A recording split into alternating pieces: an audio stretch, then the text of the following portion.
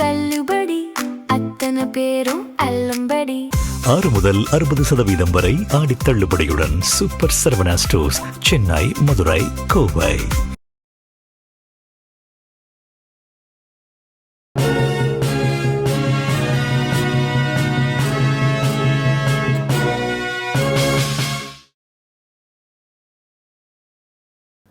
வணக்கம். ஜெம் செய்திகளுக்காக சதீஷ் ராஜகோபால். இந்திய நேரப்படி மதியம் 1:30 மணி செய்திகள். முதலில் ஜெம் தலைப்பு செய்திகளை காணலாம். ஆட்சியை கவிழ்க்க சதி செய்தவர்கள் ஓடி ஒளிந்து கொண்டதாக தாவேக தலைவர் ஜோசப் விஜய் பேச்சு. தேர்தலில் வென்ற தாவேக குதிரை பேரம் ஒட்டக பேரம் செய்ய வேண்டியதில்லை என்றும் சுட்டிக்காட்டல்.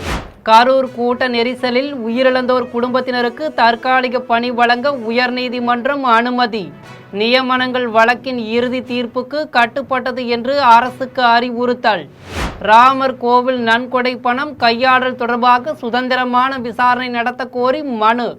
ஜூலை 13ஆம் நாள் விசாரணைக்கு எடுத்துக்கொள்வதாக உச்சநீதிமன்றம் அறிவிப்பு. திருவைகுண்டம் எம்எல்ஏ சரவணன் அறக்கட்டளை வாகனத்தில் போலியான வாகன பதிவெண். இருசக்கர வாகனத்தின் பதிவெண்ணை அமரர் ஊர்திக்கு ஒட்டியுள்ளது கண்டுபிடிப்பு. திருமாவளவன் குறித்து வைகோ தெரிவித்த கருத்து ஏற்புடையது அல்ல என்று அமைச்சர் வன்னியரசு பேச்சு. காவிரி நீர்ச்சிக்கலில் திமுக அதிமுக எடுத்திருந்த நிலைப்பாடே தாவேக ஆட்சியிலும் தொடர்வதாக விளக்கம். ஈரானின் அணுமின் நிலையம் அருகில் அமெரிக்க விமானப்படை குண்டு வீசி தாக்குதல். பஹ்ரைன், குவைத் நாடுகளில் உள்ள அமெரிக்க படைதளங்கள் மீது ஏவுகணை தாக்குதல் நடத்தி ஈரான் பதிலடி. இனி விரிவான செய்திகளை காணலாம். தாவேக அரசை கவிழ்க்க சதி செய்தவர்கள் ஓடி ஒளிந்து கொண்டதாகவும் தேர்தலில் மக்களின் ஆதரவுடன் வென்ற தாங்கள் குதிரை பேரம் உள்பட எந்த பேரமும் செய்ய வேண்டிய தேவையில்லை என்றும் தாவேக தலைவர் ஜோசப் விஜய் தெரிவித்துள்ளார். கரூரில் தமிழக வெற்றிக் கழகம் சார்பில் மக்கள் சந்திப்பு நிகழ்ச்சி நடைபெற்றது. இதில் கட்சியின் தலைவர் ஜோசப் விஜய் கலந்து கொண்டார். அவருக்கு MR விஜயபாஸ்கர் வீரவாளை பரிசாக வழங்கினார். நிகழ்ச்சியில் பேசிய தாவேக தலைவர் ஜோசப் விஜய், திமுகவும் அதிமுகவும் கூட்டு களவாணிகள் என்றும் தங்களை தவிர வேறு எவரும் ஆட்சிக்கு வந்துவிடக்கூடாது என்று எண்ணி சதி செய்ததாகவும் குற்றம் சாட்டினார். சட்டமன்ற தேர்தல் வரை தனது கூட்டங்களுக்கு பல்வேறு கெடுபிடிகள் செய்ததாகவும் அதில் கலந்து கொண்ட மக்களை நெருக்கடிக்கு உள்ளாக்கியதில் உயிரிழப்பு நேர்ந்ததாகவும் கூறினார். கரூர் கூட்ட நெரிசல் உயிரிழப்பு தன் நெஞ்சில் ஆறாத காயமாக உள்ளதாகவும் கூறினார். தேர்தல் வரை தனது கூட்டங்களுக்கு பல்வேறு இடையூறுகளை ஏற்படுத்தியவர்கள் தேர்தலில் தோற்றுவிட்டதாக கூறினார். தேர்தலில் வென்று தாவேக ஆட்சியை பிடித்த பிறகும் கரூருக்கு விஜய் செல்லக்கூடாது என்று கூறி வழக்கு தொடுத்த திமுகவினருக்கு உச்சநீதிமன்றம் மண்டையில் குட்டி உள்ளதாக தெரிவித்தார். தேர்தலில் மக்களை நம்பி போட்டியிட்டு வென்ற தாவேகாவுக்கு குதிரை பேரம், கழுதை பேரம், ஒட்டக பேரம் எதுவும் நடத்த வேண்டிய தேவையே இல்லை என்றும் விஜய் தெரிவித்தார். தங்கள் ஆட்சிக்கு எதிராக சதி செய்த செந்தில் பாலாஜி உள்நாட்டில் ஓடி ஒளிந்ததாகவும் ஏவவேலு சிங்கப்பூரில் ஓடி ஒளிந்து கொண்டதாகவும் விஜய் பாட்டு பாடி கூறினார். அடுத்து வாயத் தொடங்க சிஎம். அடாடா, உங்க சிஎம் நெஞ்சிலேயே குத்திட்டு வந்தீங்க பாருங்க, அதெல்லாம் வேற லெவல். பேசுங்க பேசுங்கன்றீங்க, பேசுனா எந்திரிச்சு ஓடிடுறீங்க. இனிமேல் பேச ஆரம்பிக்கிறதுக்கு முன்னாடி என்ன பண்ணணும் அப்படின்னா, ஒரு நண்பர் ஒருத்தர் சொன்னார், மாண்புமிகு பேரவைத் தலைவர் அவர்களே எல்லா டோரையும் இழுத்து லாக் பண்ணுங்க அப்படின்னு சொல்லிட்டு தான் பேச்ச ஆரம்பிக்கணும் போல் இருக்கு. ஏன்னா பேசிட்டு இருக்கும் போதே எந்திரிச்சு ஓடிடுறாங்க. 5 நிமிஷம் பேசினதுக்கே குளத்தூர்ல கொத்து பரோட்டா போட்டாங்க. இதுக்கு மேலே பேசினா மொத்தமாக முடிஞ்சிடும், பார்த்துக்கங்க. நாம் அரசியல் பேசினா விஜயெல்லாம் அரசியல் பேசலாமா அப்படிங்கிறது. சரிப்பா, நமக்கு எதுக்கு வம்பு, நம்ம பாட்டுக்கு நம்ம வேலையை பார்ப்போம், எதுக்கு அவங்கள பற்றி பேசிக்கிட்டு அப்படின்னு இருந்தால் விஜய்க்கு அரசியலே பேச தெரில அப்படிங்கிறது. இப்படியே மாறி மாறி மேகதாது அணையை பற்றி என்ன தெரியும், விஜயம் அதை பற்றி பேசலை. இப்படி நம்ம அரசியலுக்கு வந்ததுலேருந்தே ஒரு கூட்டம் குறை மேலே குறையா சொல்லிக்கிட்டு பாட்டுக்கு பாட்டு கச்சேரி எங்களுக்கும் பண்ண தெரியும், பண்ணலாமா? கரூர் கூட்ட நெரிசலில் உயிரிழந்தோர் குடும்பத்தினருக்கு தற்காலிக பணி வழங்கலாம் என்று சென்னை உயர்நீதிமன்றத்தின் மதுரை கிளை உத்தரவிட்டுள்ளது. சென்னை உயர்நீதிமன்றத்தின் மதுரை கிளையில் வழக்கறிஞர் ஒருவர் ஒரு மனு தாக்கல் செய்தார். அதில் கரூர் கூட்ட நெரிசல் உயிரிழப்பு வழக்கு உச்ச நீதிமன்றத்தில் நிலுவையில் உள்ள நிலையில் பாதிக்கப்பட்ட குடும்பத்தினருக்கு அரசு பணிக்கான நியமன ஆணைகளை வழங்க தடை விதிக்க வேண்டும் என கோரியுள்ளார். இந்த மனு நீதிபதிகள் கார்த்திகேயன், சக்திவேல் ஆகியோர் அமர்வு முன் இன்று விசாரணைக்கு வந்தது. அப்போது மனுதாரர் சார்பில் நேரின்ற வழக்கறிஞர் கருணை அடிப்படையில் பணி வழங்கினால் கரூர் வழக்கில் சாட்சிகளை கலைக்கும் வாய்ப்பாக அது அமையும் என்று தெரிவித்தனர். தூத்துக்குடி துப்பாக்கிச் சூடு, தருமபுரி பேருந்து எரிப்பு ஆகியவற்றில் இறந்தோர் குடும்பங்களுக்கு இழப்பீடு தராததையும் அரசு பணி வழங்காததையும் சுட்டிக்காட்டினார். வாதங்கள் நிறைவடைந்த பின் நீதிபதிகள் உத்தரவு பிறப்பித்தனர். அதன்படி பாதிக்கப்பட்ட குடும்பத்தினருக்கு அரசு பணி நியமனத்துக்கான ஆணை வழங்க தடையில்லை என தெரிவித்தனர். அதே நேரத்தில் இந்த பணி நியமனம் தற்காலிகமானதுதான் என்றும் இது நீதிமன்றத்தின் இறுதி முடிவுக்கு கட்டுப்பட்டது என்றும் தெரிவித்துள்ளது. இந்த வழக்கில் தமிழ்நாடு அரசு பணியாளர் தேர்வாணையத்தை எதிர்மனுதாரராக சேர்த்ததுடன் வழக்கின் விசாரணையை ஜூலை 21ஆம் நாளுக்கு ஒத்திவைத்தனர். ராமர் கோவில் அறக்கட்டளைக்கு பெற்ற நன்கொடை பணம் கையாடல் செய்யப்பட்டது குறித்து சுதந்திரமான விசாரணை நடத்த கோரிய மனுக்களை ஜூலை 13ஆம் நாள் விசாரணைக்கு எடுத்துக்கொள்வதாக உச்சநீதிமன்றம் அறிவித்துள்ளது. உத்தரப்பிரதேசம் அயோத்தியில் ராமர் கோவில் கட்டி திறக்கப்பட்டு உள்ளது. இந்த கோவில் கட்டுவதற்கு நன்கொடையாக பெறப்பட்ட பணத்தில் 200 கோடி ரூபாய் கையாடல் செய்யப்பட்டதாகவும் பல நகைப்பெட்டிகள் களவாடப்பட்டதாகவும் ஆம் ஆத்மி கட்சி தேசிய ஒருங்கிணைப்பாளர் அரவிந்த் கெஜ்ரிவால் உள்ளிட்டோர் குற்றம் சாட்டியுள்ளனர். இது தொடர்பாக வழக்கு பதிந்த காவல்துறையினர் விசாரணை நடத்தி வருகின்றனர். இந்நிலையில் ராமர் கோவில் கட்டும் அறக்கட்டளையில் நிதி முறைகேடுகள் நடைபெற்றது குறித்து சுதந்திரமான நடத்த கோரி உச்சநீதிமன்றத்தில் பல்வேறு மனுக்கள் தாக்கல் செய்யப்பட்டு உள்ளன. இந்த மனுக்கள் தலைமை நீதிபதி சூரியகாந்த், நீதிபதிகள் ஜோய்மால்யா பக்சி, மோகனா ஆகியோர் அமர்வில் விசாரணைக்காக பட்டியலிடப்பட்டு உள்ளன. இந்த மனுக்கள் ஜூலை 13ஆம் நாள் விசாரணைக்கு வர உள்ளன. திருவைகுண்டம் தாவேக்கு சட்டமன்ற உறுப்பினர் சரவணன் செயல்படுத்தி வரும் அறக்கட்டளையின் அமரர் ஊர்வதி வாகனத்தில் போலியான வாகன பதிவெண்ணை ஒட்டியுள்ளது தெரியவந்துள்ளது. தூத்துக்குடி மாவட்டம் திருவைகுண்டம் சட்டமன்ற உறுப்பினராக தமிழக வெற்றிக் கழகத்தைச் சேர்ந்த சரவணன் தேர்ந்தெடுக்கப்பட்டு உள்ளார். கடந்த மாதம் தாவைக்காவைச் சேர்ந்த பெண் நிர்வாகி ஒருவரை அதே கட்சியைச் சேர்ந்த இருவர் மயக்க மருந்து கொடுத்து பாலியல் துன்புறுத்தல் கொடுத்ததாக கைது செய்யப்பட்டனர். இதில் திருவைகுண்டம் தாவைக்கு சட்டமன்ற உறுப்பினர் சரவணனுக்கும் தொடர்பு இருப்பதாக கூறி பாதிக்கப்பட்ட பெண் புகார் அளித்தது சர்ச்சையை கிளப்பியது. 2 நாட்களுக்கு முன் சட்டமன்ற உறுப்பினர் பதவியிலிருந்து விலகுவதற்கு தன்னிடம் திமுகவினர் 50 கோடி ரூபாய் பேரம் பேசியதாகவும் லாரியை மோதி தன்னை கொல்ல முயன்றதாகவும் பரபரப்பு குற்றச்சாட்டை சரவணன் முன்வைத்தார். இதற்காக அவருக்கு துப்பாக்கி ஏந்திய பாதுகாப்பு அளிக்கப்பட்டு உள்ளது. இதற்கிடையில் நேற்று திருவைகுண்டம் புதுக்குடியில் ரேஷன் பொருட்கள் வைத்திருக்கும் குடோனுக்கு சென்று ஆய்வு செய்த சட்டமன்ற உறுப்பினர் சரவணன் லாரியின் டயர்கள் மிகவும் மோசமாக இருந்ததாக கூறி ஒப்பந்தக்காரரிடம் செல்பேசியில் தொடர்பு கொண்டு பேசினார். இந்த காட்சிகள் அனைத்தும் சமூக வலைதளங்களில் பேசுபொருளானது மட்டுமல்லாமல் கிண்டல் கேலிக்கும் ஆளாகி உள்ளது. இந்த நிலையில் சட்டமன்ற உறுப்பினர் சரவணனின் மக்கள் நல அறக்கட்டளையில் ஆதரவில்லாமல் இறந்தவர்களின் நல்லடக்கம் செய்ய வைத்துள்ள அமரர் ஊர்தி இப்போது பேசுபொருளாகி உள்ளது. அறக்கட்டளையில் உள்ள அமரர் ஊர்தியில் உள்ள வாகன எண் போலி என்பது தெரியவந்ததை அடுத்து சமூக வலைதளங்களில் சட்டமன்ற உறுப்பினர் கேலி செய்யப்படும் நிலை ஏற்பட்டு உள்ளது. அந்த அமரர் ஊர்வதியில் TN 76Y 6253 என்ற எண்கள் பொறிக்கப்பட்டு உள்ளது. ஆனால் அந்த எண் ஹீரோ ஹோண்டா ஸ்பிளெண்டர் என்ற இருசக்கர வாகனத்தின் பதிவெண்ணாகும். தன்னுடைய அறக்கட்டளையின் வாகனத்திலேயே போலி நம்பரை வைத்துள்ளதால் திருட்டு வாகனத்தில் சொர்க்கரதமா என்று சமூக வலைதள வாசிகள் கேள்வி எழுப்பியுள்ளனர். ஈரானின் அணுமின் நிலையம் அருகில் அமெரிக்க விமானப்படை குண்டுவீசி தாக்குதல் நடத்தியுள்ளது. தெற்கு ஈரானின் பந்தர் அப்பாஸ், சபாகர் உள்ளிட்ட துறைமுக நகரங்கள் மீது அமெரிக்கா வான்வழி தாக்குதல் நடத்தியது. இதற்கு பதிலடியாக பக்ரைன், குவைத் நாடுகளில் உள்ள அமெரிக்க படைத்தளங்கள் மீது ஈரான் ராணுவம் ஏவுகணை தாக்குதலை தொடுத்தது. இந்நிலையில் ஈரானின் புசேகர் அணுமின் நிலையத்தின் மிக அருகில் அமெரிக்க விமானப்படை குண்டுவீசி தாக்குதல் நடத்தியுள்ளது. இதுகுறித்து ஈரான் அரசு வெளியிட்ட பதிவில் இந்த தாக்குதலினால் புசேகர் அணுமின் நிலைய வளாகத்திற்குள் இருக்கும் கட்டடம் சேதமடைந்துள்ளதாக தெரிவித்துள்ளது. தொடர்ந்து கடந்த 2 நாட்களில் அமெரிக்கா நடத்திய தாக்குதல்களில் தங்கள் நாட்டில் 14 பேர் உயிரிழந்ததாக தெரிவித்துள்ளது. தங்கள் தலைவர் திருமாவளவன் குறித்து வைகோ தெரிவித்த கருத்து ஏற்புடையது அல்ல என்று அமைச்சர் வன்னியரசு தெரிவித்துள்ளார். கள்ளக்குறிச்சியில் அமைச்சர் வன்னியரசு செய்தியாளர்களை சந்தித்து பேசினார். அப்போது காவிரி நீர் குறித்து எடப்பாடி பழனிசாமி எழுப்பிய கேள்விக்கு பதிலளித்த அவர், இந்த விவகாரத்தில் திமுக, அதிமுக ஆட்சிகளில் என்ன நிலைப்பாடு எடுக்கப்பட்டதோ அதே நிலைப்பாடுதான் இப்போதும் தொடர்வதாக தெரிவித்தார். எந்த வகையிலும் மாநில உரிமைகளை இந்த அரசு விட்டுக் கொடுக்காது என்று உறுதியளித்தார். தாவேக்கு கூட்டணியில் பாமக இணைவது குறித்து அந்த கட்சியின் தலைவர்தான் பேச வேண்டும் எனவும் தாங்கள் அமைச்சரவையில் இடம்பெற்று சமூக நீதித்துறை அமைச்சராக செயல்பட்டு வருவதாகவும் தெரிவித்தார். மேலும் தலைவர் திருமாவளவன் குறித்து வைகோ தெரிவித்த கருத்து ஏற்புடையது அல்ல என்று தனது எதிர்ப்பை பதிவு செய்தார். அது குறித்து உங்க கருத்து. அவங்ககிட்ட தான் பாமக கேட்கணும். அந்த கூட்டணியில தாவேகா கூட்டணி இடம்பெற்றா விசிக அந்த கூட்டணி இடம்பெற வாய்ப்பு இல்லை, அது வந்து யூகமாக கேட்குறீங்க. இப்போ அவர் சார் சொல்லும் பொழுது வந்து 4 இடத்துல நின்னது தொடர்பாக சொன்னால், இதை நீங்கள் வந்து மரியாதைக்குரிய பாமக தலைவர் அவர்கிட்ட நீங்கள் கேளுங்க. நாங்கள் இந்த கூட்டணியில் நாங்கள் வந்து தெளிவாக அமைச்சரவையில் நாங்கள் இருக்கிறோம்.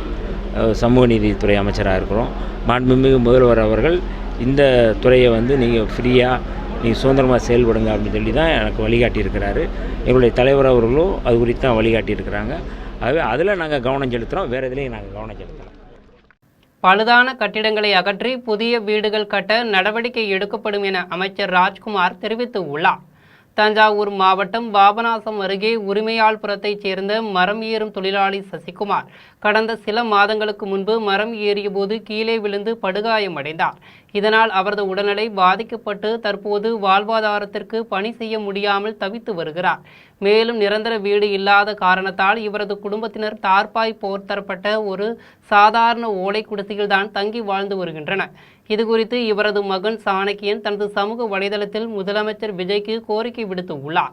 இந்நிலையில் முதலமைச்சரின் உத்தரவின் பேரில் வீட்டு வசதித்துறை அமைச்சர் ராஜ்குமார் தஞ்சை பிள்ளையார்பட்டியில் உள்ள அடுக்குமாடி குடியிருப்பில் சசிகுமாருக்காக வீடு ஒன்றை ஒதுக்கி அதற்கான ஆணையினை வழங்கினார்.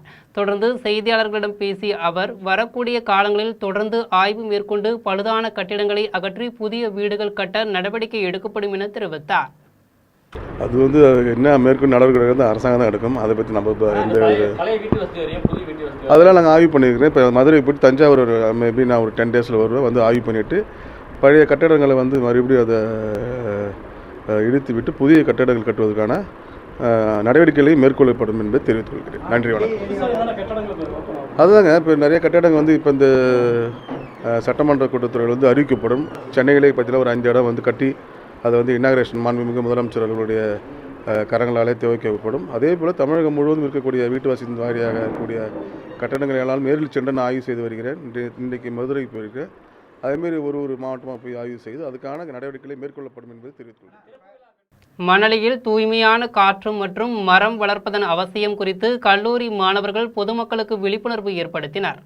சென்னை அருகே மணலியில் உள்ள தனியார் கல்லூரி ஒன்றில் பாரத பிரதமரின் ஸ்வச் பாரத் தூய்மை இந்தியா திட்டத்தை வலியுறுத்தி விழிப்புணர்வு பேரணி நடைபெற்றது.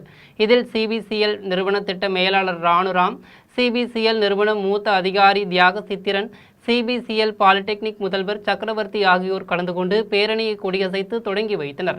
பேரணியில் கல்லூரி மாணவர்கள் தூய்மையான காற்று மற்றும் மரம் வளர்ப்பதன் அவசியம் குறித்து பொதுமக்களுக்கு விழிப்புணர்வு ஏற்படுத்தினர். தொடர்ந்து ஓவிய போட்டி மற்றும் உடல் ஆரோக்கியம் குறித்து சூம்பா நடனம், உடற்பயிற்சி, யோகா உள்ளிட்ட நிகழ்ச்சிகள் நடைபெற்றது. ஆல்மோஸ்ட் ஒரு 50,000 பேருக்காவது நம்ம வந்து இதை கொண்டு போய் சேர்க்கணும் அப்படின்ற நோக்கத்தோட நம்ம டெய்லி டிஃப்ரெண்ட் ஆக்டிவிட்டீஸ் வந்து பிளான் பண்ணிகிட்ருக்கோம். அதில் வந்துட்டு போன வாரம் கூட நம்ம ஞாயிற்றுக்கிழமை எண்ணூர் பீச்சில் வந்துட்டு பீச் கிளீனிங் ட்ரைவ் பண்ணியிருந்தோம். ஸோ அதுக்கும் நல்ல வரவேற்பு, சுற்றி மக்கள் எல்லாமும் அதை பார்த்து அவங்களுக்கும் ஒரு இன்ஸ்பிரேஷனாக இருக்கும் அப்படின்றதுனால நாங்கள் அதுவும் ஃபாலோ பண்ணோம். Plus daily different activities, poster competition, அப்புறம் வந்துட்டு குவிஸ் காம்படிஷன் அண்டு நிறைய இப்போ கல்ச்சுரல் ஆக்டிவிட்டீஸ் கூட பண்ணிகிட்ருக்கோம். ஸோ நம்ம பாரம்பரிய கலையை வந்துட்டு அது மூலமாக வந்துட்டு மக்களுக்கு வந்துட்டு இந்த செய்தியை கொண்டு சேர்க்கணும் அப்படின்ற ஒரு நோக்கத்தோட அதுவும் நம்ம ரெகுலராக பண்ணிகிட்ருக்கோம். குத்தாலம் ஒழுங்குமுறை விற்பனை கூடத்தில் நடைபெற்ற பருத்தி ஏலத்தில் பருத்தி குவிண்டால் ஒன்றுக்கு சராசரி விலையாக 8,969 ரூபாய்க்கு விலை போனதால் விவசாயிகள் மகிழ்ச்சி அடைந்து உள்ளனர். மயிலாடுதுறை மாவட்டம் குத்தாலம் ஒழுங்குமுறை விற்பனை கூடத்தில் பருத்தி ஏலம் நடைபெற்றது. இதில் தஞ்சாவூர், திருப்பூர், சேலம், அரியலூர், கரூர் உள்ளிட்ட பல்வேறு மாவட்டங்களில் இருந்து விவசாயிகள் கொண்டு வந்த 2000 குவிண்டால் பருத்தியை ஏராளமான வியாபாரிகள் பார்வையிட்டு கொள்முதல் செய்தனர். பருத்தி குவிண்டால் ஒன்றுக்கு அதிகபட்ச விலையாக 9,297 ரூபாய்க்கும், குறைந்தபட்ச விலையாக 8,008 ரூபாய்க்கும், சராசரி விலையாக 8,969 ரூபாய்க்கும் விலை போனதால் விவசாயிகள் மகிழ்ச்சி அடைந்து உள்ளனர். தேர்தல் ஆணையம் தேர்தல் செலவின நிதியினை உடனடியாக விடுவிக்க வேண்டும் என்பது உள்ளிட்ட 10 அம்ச கோரிக்கைகளை வலியுறுத்தி திருவாரூரில் தமிழ்நாடு வருவாய்த்துறை அலுவலர் சங்கத்தினர் கண்டன ஆர்ப்பாட்டத்தில் ஈடுபட்டனர். திருவாரூர் மாவட்ட ஆட்சியர் அலுவலகம் அருகில் தமிழ்நாடு வருவாய்த்துறை அலுவலர் சங்கத்தின் மாவட்ட தலைவர் மகேஷ் தலைமையில் கண்டன ஆர்ப்பாட்டம் நடைபெற்றது. ஆர்ப்பாட்டத்தில் தேர்தல் ஆணையம் தேர்தல் செலவின நிதியினை உடனடியாக விடுவிக்க வேண்டும், வருவாய்த்துறையில் காலியாக உள்ள 3000க்கும் மேற்பட்ட அலுவலக உதவியாளர்களின் பணியிடங்களை உடனடியாக நிரப்பிட வேண்டும் என்பது உள்ளிட்ட 10 அம்ச கோரிக்கைகளை வலியுறுத்தி கண்டன முழக்கங்களை எழுப்பினர். இதில் மாவட்ட செயலாளர் விஜய் ஆனந்த், மாவட்ட இணை செயலாளர் கணேஷ், வட்டத் தலைவர் பால்ராஜ் உள்ளிட்ட வருவாய்த்துறை அலுவலர்கள், நிர்வாகிகள் என ஏராளமானோர் கலந்து கொண்டனர். வேலூர் மாவட்ட ஆட்சியர் அலுவலக கூட்டரங்கில் விவசாயிகளுக்கு உணவு வழங்கப்பட்டதால் அரங்கம் முழுவதும் காலி தண்ணீர் பாட்டில்களும் இலைகளும் சிதறி குப்பை கூலமாக காட்சியளிக்கிறது. வேலூர் மாவட்ட ஆட்சியர் அலுவலகத்தில் வேளாண் துறை அமைச்சர் வினோத் தலைமையில் விவசாயிகளின் கருத்து கேட்பு கூட்டம் நடைபெற்றது. இதன் பின்னர் கூட்டரங்கில் விவசாயிகளுக்கு உணவு வழங்கப்பட்டது. அப்போது கூட்டரங்கம் முழுவதும் வாட்டர் பாட்டில்கள் மற்றும் இலைகள் என குப்பை கூலமாக கிடந்தது. இத்தனை ஆண்டுகளில் ஒருமுறை கூட கூட்டரங்கில் உணவுகள் பரிமாறப்பட்டது கிடையாது என்றும், இதுபோன்று சம்பவங்கள் இனி நடக்காமல் இருக்க அதிகாரிகள் நடவடிக்கை எடுக்க வேண்டும் என்றும் சமூக ஆர்வலர்கள் கோரிக்கை விடுத்துள்ளனர். வருவாய்த்துறை அலுவலர்களின் நியாயமான கோரிக்கைகளை தமிழக அரசு உடனடியாக நிறைவேற்ற வேண்டும் என வலியுறுத்தி மதுரை மாவட்ட ஆட்சியர் அலுவலகத்தில் தமிழ்நாடு வருவாய்த்துறை அலுவலர் சங்கத்தினர் கண்டன ஆர்ப்பாட்டத்தில் ஈடுபட்டனர். மதுரை மாவட்ட ஆட்சியர் அலுவலகம் அருகில் தமிழ்நாடு வருவாய்த்துறை அலுவலர் சங்கத்தின் மாவட்ட தலைவர் முகைதீன் அப்துல் காதர் தலைமையில் கண்டன ஆர்ப்பாட்டம் நடைபெற்றது.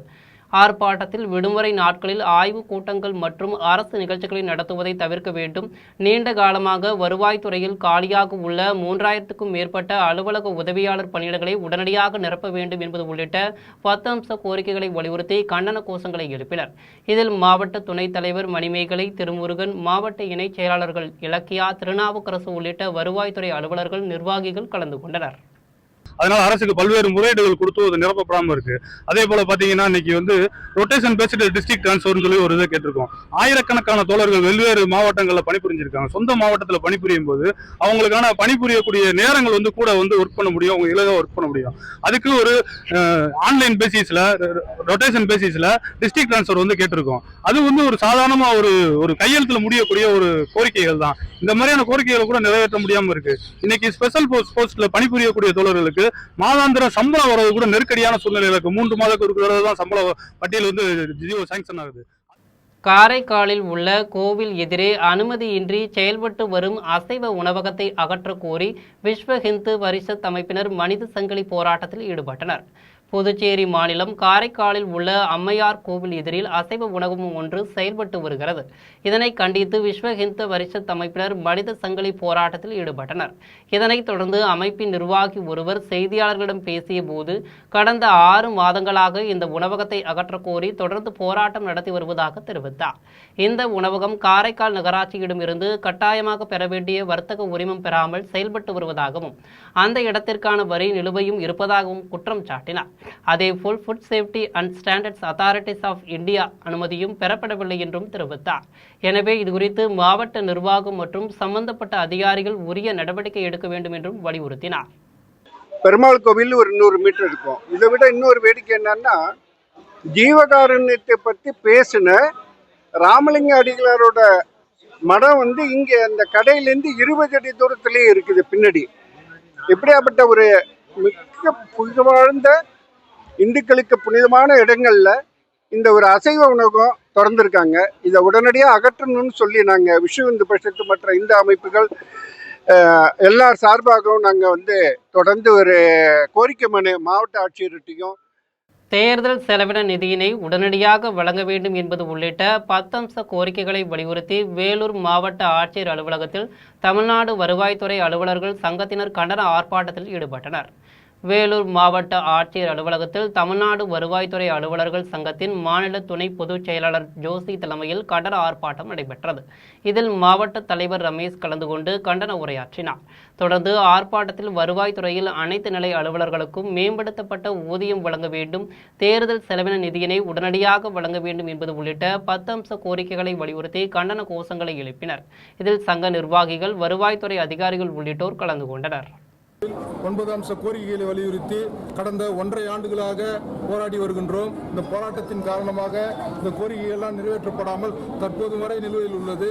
இந்த கோரிக்கைகள் எல்லாம் என்னென்ன, வருவாய்த்துறையானது மற்ற துறைகளை போன்று சாதாரண பணி கிடையாது, அசாதாரண பணி. சம்பந்தப்பட்ட துறையானது மிகவும் கடினமான பணியாக உள்ளதனால் இத்துறையில் உள்ள அனைத்து ஊழியர்களுக்கும் மேம்படுத்தப்பட்ட ஊதியம் வழங்கப்பட வேண்டும். எடப்பாடி அருகே வண்டல் மண் அள்ளுவதில் அரசு உத்தரவுக்கு மாறாக 10 அடி ஆழத்துக்கு மண் அள்ளியவர்கள் மீது நடவடிக்கை எடுக்க கோரி அப்பகுதி மக்கள் புகார் தெரிவித்துள்ளனர். சேலம் மாவட்டம் எடப்பாடி அடுத்த மேல் சித்தூர் பகுதி ஏரியில் வண்டல் மண் அள்ளுவதில் அரசு உத்தரவுக்கு மாறாக 10 அடி ஆழத்துக்கு மண் எடுத்தும் மரங்களின் அருகாமையில் மரம் சாயும் அளவிற்கு மண் எடுத்து வருகின்றனர். முறைகேடாக மண் அள்ளியவர்கள் மீது நடவடிக்கை எடுக்க கோரி அப்பகுதி மக்கள் பரபரப்பு புகார் தெரிவித்துள்ளனர். இது தொடர்பாக எடப்பாடி ஊராட்சி ஒன்றிய ஆணையாளரிடம் கேட்டபோது ஆழமாகவும் மற்றும் மரங்களின் அருகாமையில் மண் அள்ளியது இப்போதுதான் தெரிய வருகிறது. எனவே இனி ஏரியில் மண் எடுக்கும் விவசாயிகள் முறையாக அரசு அறிவித்த விதிமுறைகளுக்கு உட்பட்டு அள்ளுவதற்காக நடவடிக்கை மேற்கொள்ளப்படும் என தெரிவித்தார். சமூக ஆர்வலர் சித்தூர் ஊராட்சியில் இருக்கிறேன். இப்போ பார்த்தீங்கன்னா விவசாய நலன் கருதி தற்போது தமிழக அரசு வந்து ஏரி மண் அள்ளுறது, களிமண், வண்டல் மண் அள்ளுறதுக்கு அனுமதி வழங்கியிருக்காங்க. இதில் பார்த்தீங்கன்னா வட்டாட்சியர் வந்து அனுமதி வழங்குறாங்க, பர்மிட்டு. இதை ஊராட்சி நிர்வாகம் வந்து மேற்பார்வையில் இது நடக்குது. பார்த்தீங்கன்னா அங்கே 3 மீட்டர் ஆழத்துக்கு மேலே வந்து மண் அள்ளுறாங்க. இதனால் நிலத்தடி நீர் மட்டம் வந்து உள்ள நம்ம வந்து தண்ணி இங்கே நிற்காம வந்து நம்ம உள்ளே போகிறதுக்கு வாய்ப்பு இருக்குது. இது சம்மந்தமாக பொதுமக்கள் வந்து ஊராட்சி நிர்வாகத்திலும் பலமுறை வந்து மனு கொடுத்தும் தொலைபேசியில் தொடர்பு கொண்டு பேசி போகுது. அதை வந்து கண்டுக்கல. சங்ககிரி அருகே 4 லட்சம் ரூபாய் பணத்தை திருடியவரை காவல்துறையினர் கைது செய்து சிறையில் அடைத்து உள்ளனர். சேலம் மாவட்டம் சங்ககிரி அருகே மோரூர் பருத்தப்பட்டி காடு பகுதியைச் சேர்ந்த சக்திவேல் என்பவர் தனது தந்தையின் வங்கிக் கணக்கில் இருந்து 4 லட்சம் ரூபாய் பணத்தை எடுத்துக்கொண்டு இருசக்கர வாகன டேங்க் கவரில் வைத்துக்கொண்டு மோடிக்காடு பகுதியில் உள்ள மின்வாரிய அலுவலகம் முன்பு வாகனத்தை நிறுத்திவிட்டு சென்று உள்ளார். மீண்டும் திரும்பி வந்து பார்த்தபோது பணம் டேங்க் கவரில் இல்லாததைக் கண்டு அதிர்ச்சியடைந்து உள்ளார். இதுகுறித்து சங்ககிரி காவல்துறையினர் வழக்கு பதிவு செய்து விசாரணை மேற்கொண்டதில் கிருஷ்ணகிரி மாவட்டம் ஒசூர் பார்வதி நகர் பகுதியைச் சேர்ந்த பிரபு என்பவர் திருட்டில் ஈடுபட்டிருப்பது தெரிய வந்தது. பின்னர் அவரிடமிருந்து 4 லட்சம் ரூபாய் பணத்தை பறிமுதல் செய்து அவரை கைது செய்து சிறையில் அடைத்தனர். புதுக்கோட்டை அருகே இளைஞரை உயிர்பறிப்பு செய்ய முயன்ற 8 பேர் கொண்ட கும்பலை காவல்துறையினர் கைது செய்து சிறையில் அடைத்து உள்ளனர். புதுக்கோட்டை மாநகராட்சிக்கு உட்பட்ட காமராஜபுரம் பகுதியைச் சேர்ந்த ஹரிஹர சுதன் என்ற இளைஞரை காமராஜபுரம் TRR முக்கம் என்ற இடத்தில் 8 பேர் கொண்ட கும்பல் 3 இருசக்கர வாகனத்தில் துரத்திச் சென்று அவரை உயிர்பறிப்பு செய்ய முயன்று உள்ளனர். மேலும் இதுகுறித்து கணேஷ் நகர் காவல் நிலையத்தில் கொடுத்த புகாரின் அடிப்படையில் இந்த வழக்கில் தொடர்புடைய 7 பேரை காவல்துறையினர் கைது செய்து உள்ளனர். மீதமுள்ள ஒருவரை காவல்துறையினர் வலைவீசி தேடி வருகின்றனர். மேலும் தொடர் குற்ற செயல்களில் ஈடுபடும் நபர்கள் மீது குண்டர் தடுப்புச் சட்டத்தின் கீழ் கடும் நடவடிக்கை எடுக்கப்படும் என காவல்துறையினர் எச்சரித்தனர். இச்சம்பவம் அப்பகுதியில் பரபரப்பை ஏற்படுத்தியது. எடப்பாடி அருகே பிறந்து 42 நாட்களே ஆன ஆண் குழந்தை உயிரிழந்த சம்பவம் அப்பகுதியில் பெரும் சோகத்தை ஏற்படுத்தியுள்ளது.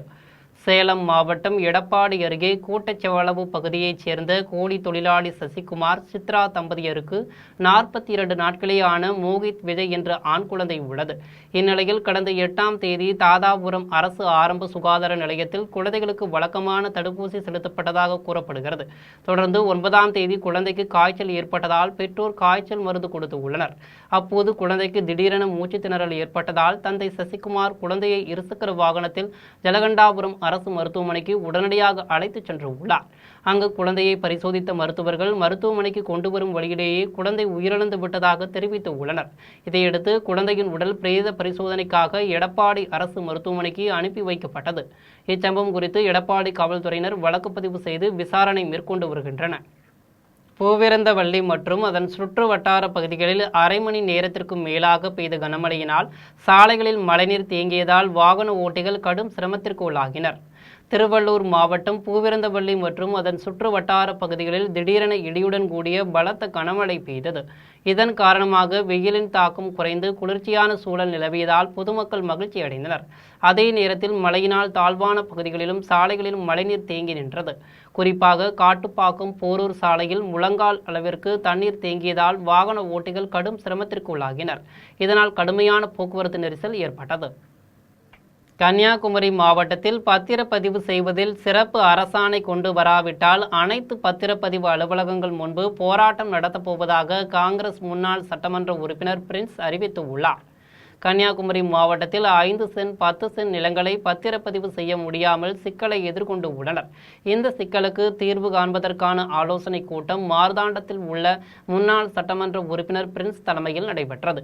இந்த கூட்டத்துக்கு பின் செய்தியாளர்களிடம் பேசிய பிரின்ஸ், கன்னியாகுமரி மாவட்டத்தில் பத்திரப்பதிவு செய்வதில் மிகுந்த சிரமங்கள் உள்ளதாக தெரிவித்தார்.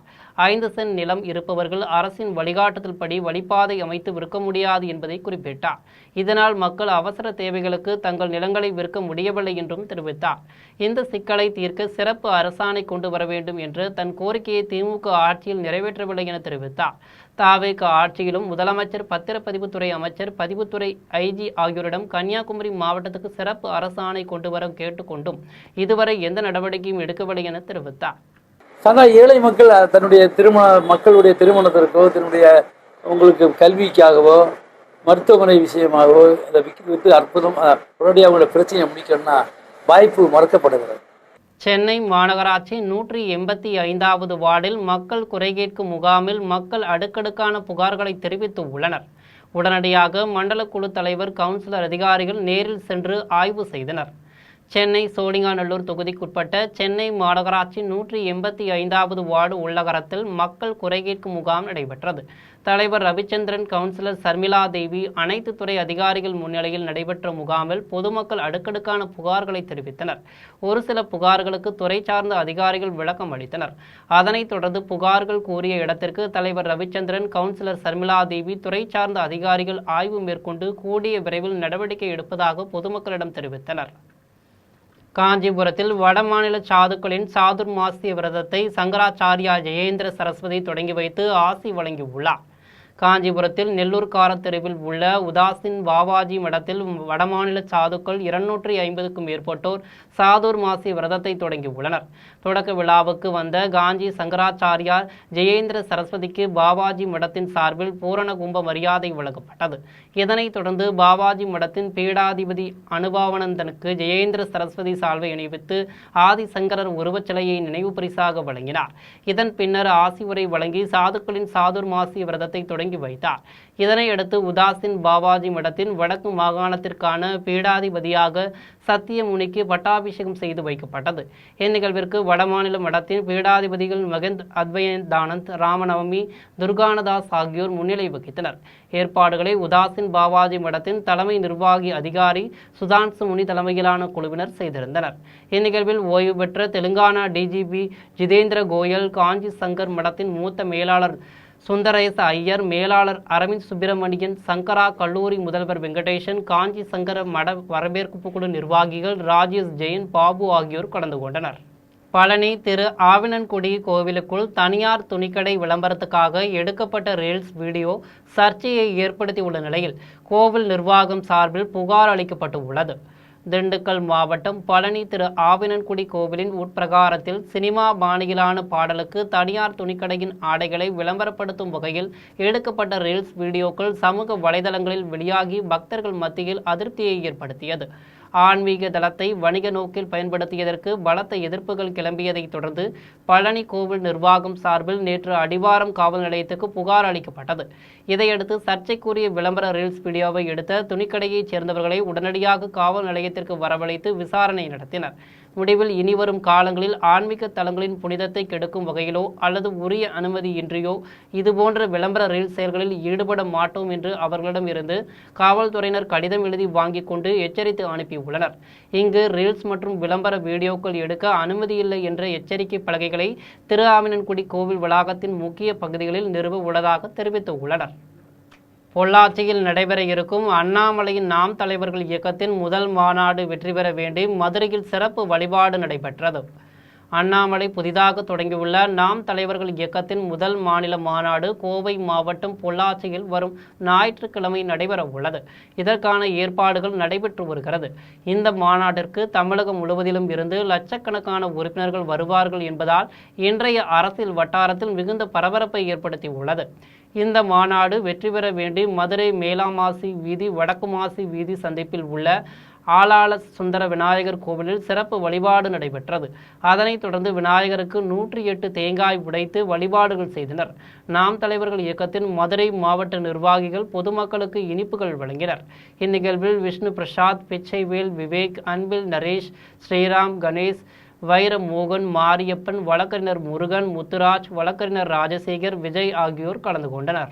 விநாயகர் கோயிலில் ஞாயிற்றுக்கிழமை நடக்கும் வி லீடர்ஸ் முதல் மாநாடு பொள்ளாச்சியில் நடக்க இருக்கும் மாநாடுக்கு நாளைய தமிழக முதலமைச்சர் தலைவர் அண்ணன் கே அண்ணாமலை அவர்களின் தலைமையில் நடக்கிறது. அது வெற்றி பெற அவரது பேரில் அர்ச்சனை செய்து பொதுமக்களுக்கு இனிப்பு வழங்கி முதல் மாநாடு வெற்றி மாநாடாக அமைய வேண்டும் என்று நாங்கள் வி லீடர் சார்பாக மதுரையில் உள்ள அனைத்து நிர்வாகிகளும் அதுபோக பொதுமக்களும் இணைந்து இந்த நிகழ்ச்சியை நடத்தி வருகிறோம். இனி வருவது திரையுலக செய்திகள். தமிழ் திரைப்படத்துறையின் முன்னணி ஒளிப்பதிவாளர் செலியன் அவர்களின் மறைவு திரையுலகினர் மத்தியில் அதிர்ச்சியை ஏற்படுத்தி உள்ளது. தமிழ் திரைப்படத்துறையின் முன்னணி ஒளிப்பதிவாளரும் இயக்குநருமான செலியன் இன்று காலை உடல்நலக்குறைவால் காலமானார். சென்னை தரமணியில் உள்ள தனியார் மருத்துவமனையில் சிகிச்சை பெற்று வந்த அவர் சிகிச்சை பலனின்றி உயிரிழந்தார். கல்லூரி, தென்மேற்கு பருவக்காற்று, பரதேசி, ஜோக்கர் உள்ளிட்ட படங்களில் ஒளிப்பதிவாளராக பணியாற்றிய அவர் பரதேசி படத்துக்காக 2013ஆம் ஆண்டு லண்டன் திரைப்பட விழாவில் சிறந்த ஒளிப்பதிவாளர் விருதை பெற்றார். அவர் இயக்கிய டூ லைட் திரைப்படம் மத்திய அரசின் தேசிய திரைப்பட விருதை வென்றது. அவரது மறைவுக்கு திரையுலகினர் மற்றும் ரசிகர்கள் இரங்கல் தெரிவித்து வருகின்றனர். இவரது மறைவு திரையுலகினர் மத்தியில் அதிர்ச்சியை ஏற்படுத்தியுள்ளது. இனி வருவது உலக செய்திகள்.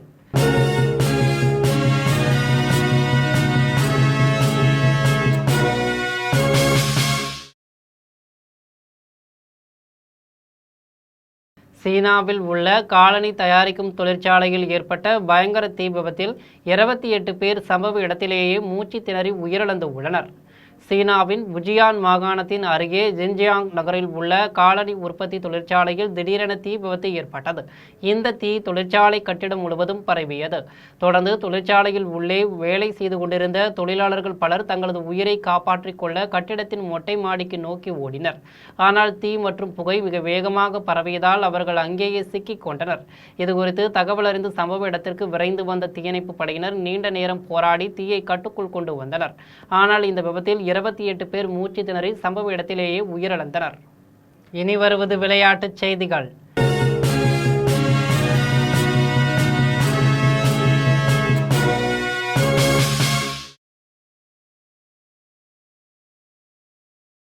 விம்பிள்டன் டென்னிஸ் தொடரின் அரையிறுதி சுற்றுப் போட்டியில் கோகோ காஃபை வீழ்த்தி கரோலினா முசோவா வெற்றி பெற்றுள்ளார். இங்கிலாந்தில் விம்பிள்டன் டென்னிஸ் தொடரின் மகளிர் ஒற்றையர் பிரிவுக்கான முதல் அரையிறுதி சுற்றுப் போட்டி நடைபெற்றது. இந்த போட்டியில் செக் குடியரசின் கரோலினா முசோவா அமெரிக்காவின் கோகோ காஃப் உடன் மோதினார். இதில் சிறப்பாக விளையாடிய கரோலினா முசோவா 6-2, 7-6 என்ற செட் கணக்கில் கோகோ காஃபை வீழ்த்தினார். இதன் மூலம் கரோலினா முசோவா வெற்றி பெற்று இறுதி சுற்றுப் போட்டிக்கு முன்னேறினார். அதே நேரத்தில் கோகோ காஃப் நடப்பு தொடரில் இருந்து வெளியேறினார். இனி வருவது தங்கம், வெள்ளி மற்றும் பங்குச்சந்தை விலை நிலவரம்.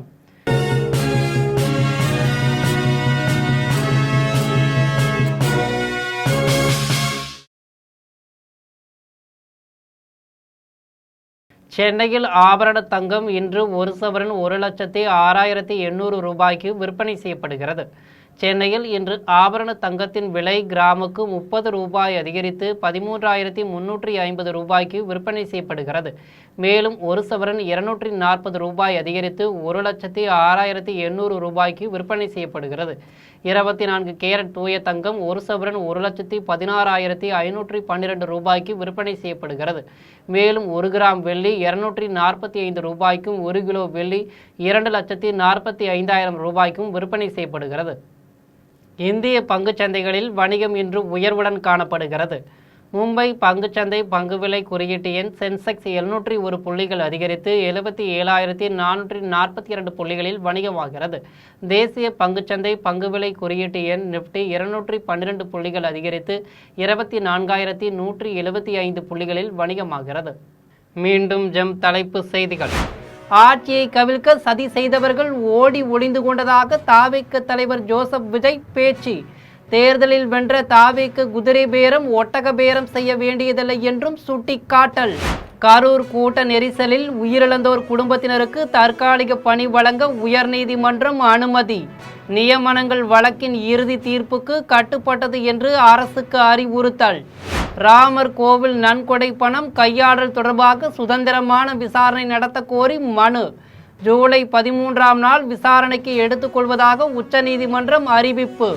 திருவைகுண்டம் எம்எல்ஏ சரவணன் அறக்கட்டளை வாகனத்தில் போலியான வாகன பதிவெண். இருசக்கர வாகனத்தின் பதிவெண்ணை அமரர் ஊர்திக்கு ஒட்டியுள்ளது கண்டுபிடிப்பு. திருமாவளவன் குறித்து வைகோ தெரிவித்த கருத்து ஏற்புடையது அல்ல என்று அமைச்சர் வன்னியரசு பேச்சு. காவிரி நீர்ச்சிக்கலில் திமுக அதிமுக எடுத்திருந்த நிலைப்பாடே தாவேக ஆட்சியிலும் தொடர்வதாக விளக்கம். ஈரானின் அணுமின் நிலையம் அருகில் அமெரிக்க விமானப்படை குண்டு வீசி தாக்குதல். பஹ்ரைன், குவைத் நாடுகளில் உள்ள அமெரிக்க படைதளங்கள் மீது ஏவுகணை தாக்குதல் நடத்தி ஈரான் பதிலடி. இத்துடன் ஜெம் செய்திகள் நிறைவடைகின்றன. மீண்டும் ஜெம் செய்திகள் மாலை 6 மணிக்கு. உடனுக்குடன் செய்திகளை காண gemlive.tv என்ற இணையதளத்தில் இணைந்திருங்கள். நன்றி, வணக்கம்.